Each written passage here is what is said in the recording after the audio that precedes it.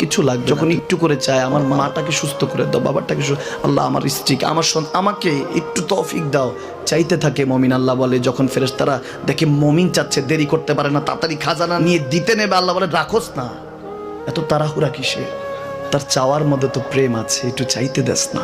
থাকুক না মমিন আর একটু পেরেশান, থাকুক না, থাকতে দেস না, একটু থাক, একটু থাক। পেরেশানিতে রেখে আল্লাহ মজা নেয়, মহব্বত নেয়, মমিনের অন্তর থেকে খুশবু নেয়। আল্লাহর বড় মায়া, মমিন যখন চায় আল্লাহ তখন মায়ার নজর নিয়ে তাকায়, হায় হায় আমার বান্দা, সুবহানাল্লাহ।